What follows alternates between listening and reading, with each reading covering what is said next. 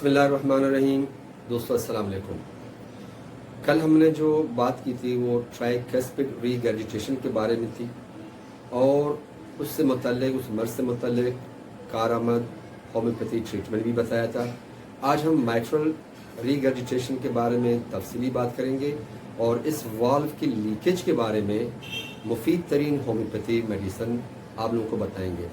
दोस्तों ये जानना ज़रूरी है कि ये माइट्रल रीगर्जिटेशन होता क्या है और ये माइट्रल वाल्व कहाँ वाक़ होता है और इसकी कारकर्दगी क्या है। ये वाल्व दिल के बाएं चैम्बरों के दरमियान होता है।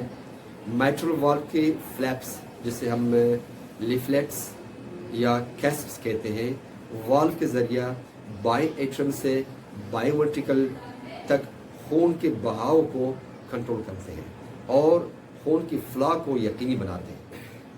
दोस्तों इसका जो काम है वो क्या है?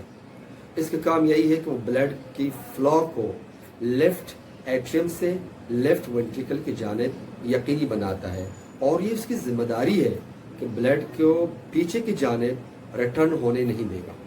ब्लड को एक ही डायरेक्शन में, एक ही सम में फ्लो होना है, किसी और तरफ या पीछे की जानिब इस ब्लड को नहीं जाना है। और ब्लड यहीं से यानी जो हमारे जो वेंट्रिकल है पूरी बदन को सप्लाई होता है।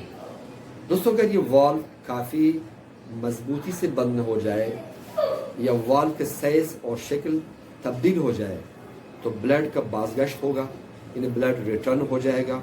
रिटर्न कहाँ होगा? गलत सम्त में जाएगा, यानी पीछे की तरफ जाएगा। इसको लीकेज यानी MR या माइट्रल रीगर्जिटेशन कहते हैं। ये दिल के वाल्व की बीमारी की सबसे आम शक्ल है। दोस्तों माइट्रल वाल्व लीकेज दो किस्म की होती है।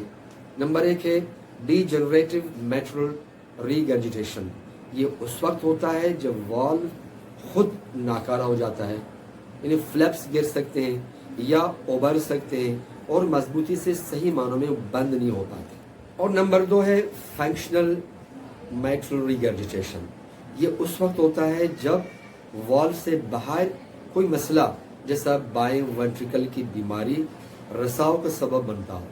दोस्तों जब वाल्व रीगर्जिटेशन रहती है यानी लीकेज होती है, वो इको की रिपोर्ट में ये पता चल चुका होता है कि वो कौन से स्टेज पर है, क्योंकि इसमें 3 स्टेजेस होती हैं। माइल्ड स्टेज यानी माइल्ड रहती है, मॉडरेट स्टेज ये मॉडरेट रहती है और सीवर स्टेज। जब सीवर स्टेज पर होता है ये रीगर्जिटेशन, इसका माना है कि पूरी तरह ये डैमेज हो चुका होता है। दोस्तों ये जो शुरू के 2 स्टेजेस हैं उसमें होम्योपैथी कहाँ काम करती है, किस तरह काम करती है, ये बताना लाजमी है। हमारी सबसे पहले जो कोशिश है वो ये है कि जो डैमेज हो रहा है उसको रोक सके, उसको मज़ीद डैमेज होने से बचा सके और मज़ीद ख़राब होने से बचाया जाए इसको।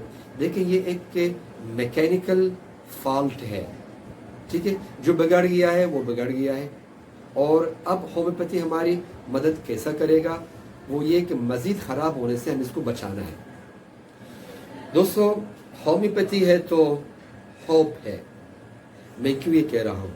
इसकी रीज़न है क्योंकि जो केसेस क्लिनिक में आते हैं अक्सर ये ऐसे हैं जिनको सर्जरी का एडवाइस किया गया है और लोग सर्जरी से वैसे भी तैयार नहीं थे, वो सर्जरी करवाते भी नहीं हैं। और दूसरी जानिब ये कि अगर सर्जरी की भी जाए तो अलामात फिर से उठ सकते हैं, फिर वही सूरत हाल होगा। मेरा मशवरा ये है जितना जल्दी आप होम्योपैथी अद्वियात का आगाज़ करेंगे उतना ही बेहतर और ज़ूदरस नताइज आपको मिलेंगे। दोस्तों ये माइट्रल रीगर्जिटेशन की वजह से क्या हो जाता है?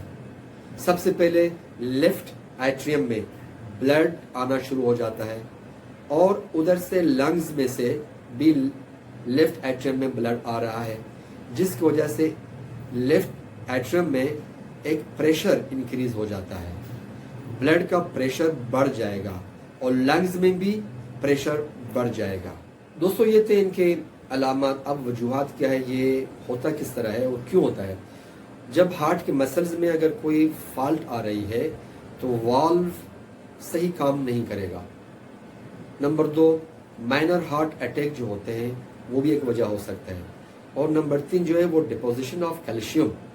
جی ہاں، اگر وال میں کیلشیم کی ڈپوزیشن شروع ہو جائے تو وال پراپر کام نہیں کریں گے. اور ایک وجہ بیکٹیریا بھی ہے. جی ہاں، بیکٹیریل انفیکشن کی وجہ سے بھی یہ ہو سکتا ہے. اور آخر میں عام طور پہ کچھ کیسوں میں RH بھی ایک وجہ ہو سکتے ہیں. یہ 3 کی وجوہات اور علامات. اور آپ دیکھتے ہیں اس کا علاج کیا ہے. دوستو، ہمارے ہومیوپیتھی میں سب سے بہترین ادویات ہیں اور یہ ادویات جو ہے سمپٹمز کے مطابق دی جاتی ہیں. لیکن اس مرض کے لیے میں نے 5 بہترین ہومیوپیتھی میڈیسن جو ہے وہ یوز کر رہا ہوں اور دوستوں کو دے رہا ہوں، بیماروں کو دے رہا ہوں. وہ ہے نمبر 1 جو ہے میں نے جو پچھلے کل بتایا تھا وہ ایپوسینم کینابینم، یہ مادہ ٹنچر میں ہے. پھر نمبر 2 ہے گیلینتھس نیویلس، یہ بھی مادہ ٹنچر میں ہے. اور نمبر 3 ہے کیکٹس گرینڈیفولرس، یہ بھی مادہ ٹنچر میں ہے. اور نمبر 4 ہے کانویلیریا، یہ بھی مادہ ٹنچر میں. اور 5واں نمبر ہے ننجا. یہ ادویات جو ہے آپ ایسا کریں کہ سمپٹمز کے مطابق دے دیں اور جہاں ضرورت ہوگا وہاں آپ استعمال کر لیں. کوشش کریں کہ آپ کے ادویات جو ہے اچھے کمپنی کے ہوں. اور اچھے کمپنی کے مقصد سے مراد یہ ہے کہ فورن کنٹریز کے ہوں یا شعبے کے ہوں یا اللہ آپ کو جزائے خیر دے فرانس و جرمنی کے ہوں. یہ ادویات آپ استعمال کریں. لیکن دوستوں، جس طرح میں پہلے بتا رہا ہوں اور سامعین کو بھی بتانا چاہتا ہوں کہ جبھی بھی ایسا کوئی مسئلہ ہو، ایسا کوئی کیس ہو تو اپنے معالج سے ضرور مشورہ کر لیں، کیونکہ معالج آپ کو اور آپ کے کیس کو بہتر سمجھتے ہیں.